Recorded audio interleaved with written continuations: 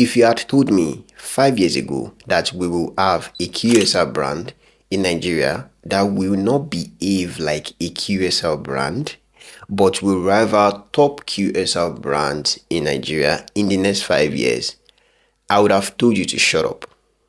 But here we are in big 2025 with item 7 telling us, shut up, hold my beer.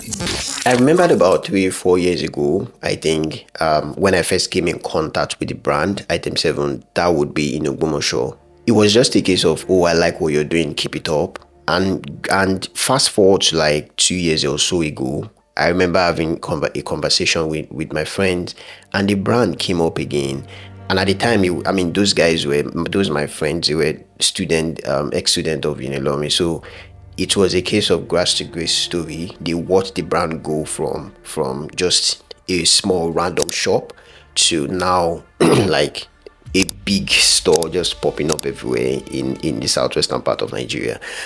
At the time, I could sense their enthusiasm. I guess it was more of a shared enthusiasm, because I remember when I saw the brand, I just sort of liked them. At the time, I did not know what they were doing, but I knew they were doing something.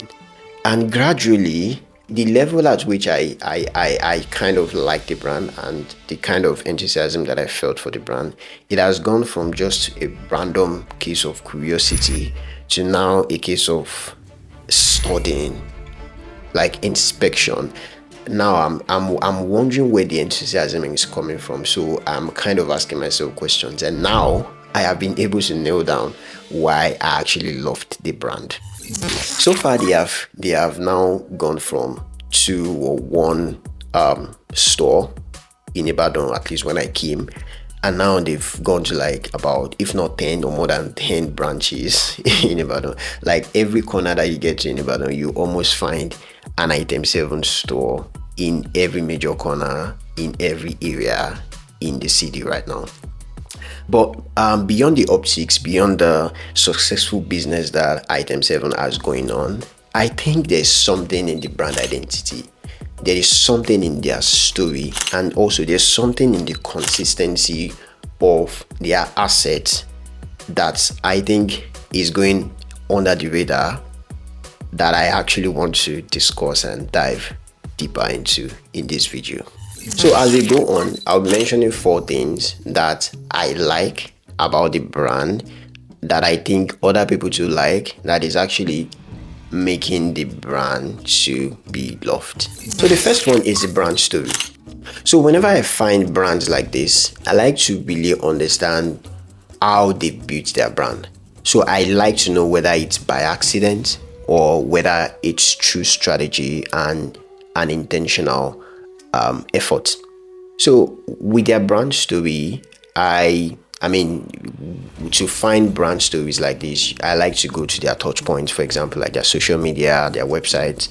But in this case, I just took a stroll to their TikTok page, and on their bio, I saw something like a statement. I don't know whether it's a value proposition statement or their mission statement of some sort, but it sort of gave me an insight into what their strategy may look like. So I'll read their statement for you now. It says, our mission is to be a part of everyone's everyday life and to feed the nation. So now listen to me. This is why I said I think there may have been some sort of intentionality with the brand here. To be a part of everyone's everyday life and to feed the nation is actually really, really cool. Now, they have actually stayed true to this by making sure that they priced their meals in a very fair manner. Like, if you've been to item 7 stores, you will know that the value that you are getting for the food that they are offering, it's like, it almost feels like you're cheating them, because how much are you paying? I think their lowest price meal is around 2,800 naira. When I saw this statement, it makes sense. It makes sense because I think for you to make this statement, it means that you are really, really very intentional about making sure that people get the most value for their money. If you want to feed the nation, then you have to make it easy for people to be fed. I think that makes sense. Now, the second thing that I also want to touch on that I think is making the brand loved is the name. Oh my God. I think the name, the incredible nature of the name, the powerful nature of the name is making it go under the radar. I'll mention two things. On a cultural level, the name is culturally sound. Like in Nigeria, in this part of the world, whenever you go to event, ceremony, there's always that part of the event or ceremony where you expect food to be served. Usually, we name that part of that ceremony item, the item 7 part. So when it's inching closer to item 7, we know that okay, this is that part of the event where we get served food and then we eat. And I don't think anybody has actually leveraged that cultural moment for anything. Now, secondly, on the brand naming spectrum, the name ticks every box, every requirement that a good brand name should tick. Rob Mayerson, who is someone that I like and respect so much in the branding space, he wrote a book on brand naming, and he mentioned 3 attributes that a good strategic brand name should have. The first one is meaningful. A good name has to be meaningful. It has to have some perspective, some point of view to the customers who are going to be calling the name. The second thing is a good name has to be adaptable. Peradventure, the brand is extending to some other, industry or category in the future. The name should be able to work in those extensions. It should be able to work for the eventual product or the eventual service. And number 3, a good brand name should be distinctive. So it should be different from your competitors. It should be different from people around you that are doing the same thing. Item 7, I think, tick these boxes perfectly. I actually find it interesting that they've been able to land on a name that is so good that most people don't even realize it. Like, it is so good. Thirdly, they have strong identifiable assets.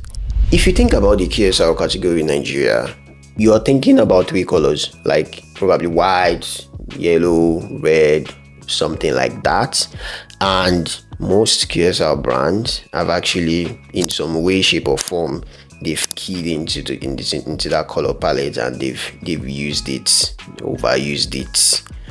In fact, I don't know. But one thing that I think I like item 7 for is the introduction of another primary color, which is black, that most people are not using. I think I have seen a lot of high-end fine dining restaurants use it, but for a commercial mass market QSR brand, not that much. And they've used it in a very interesting way that is almost like every time you see that black and red, you are seeing item 7. Like, they've used it in a clever way. Another thing is their store looks.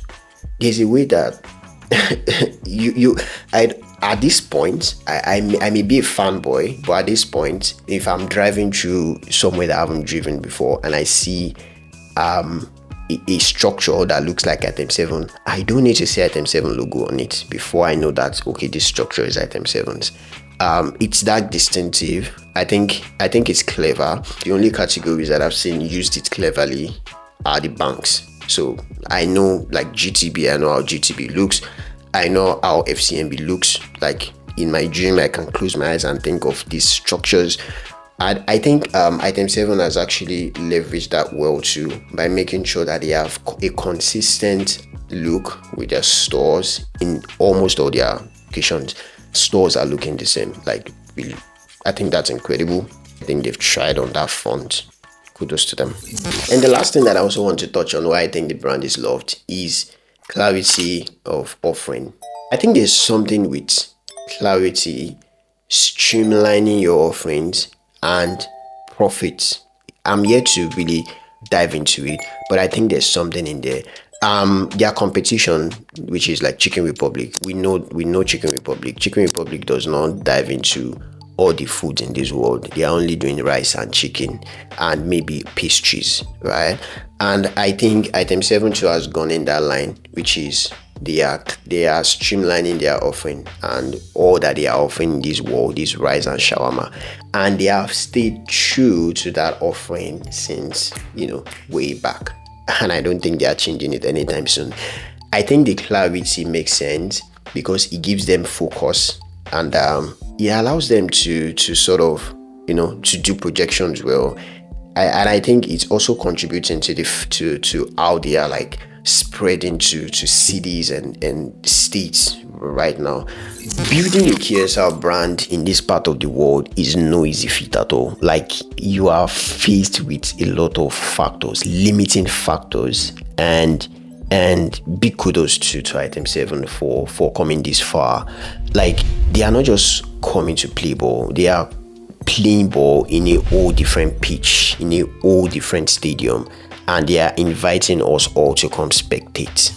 So I think I have done well to articulate my thoughts as to why Item 7 is a loved brand. If you have any other point that you think I did not mention, feel free to drop it in the comment below, and do not forget to click that subscribe button. So that said, I am going to see you in the next video.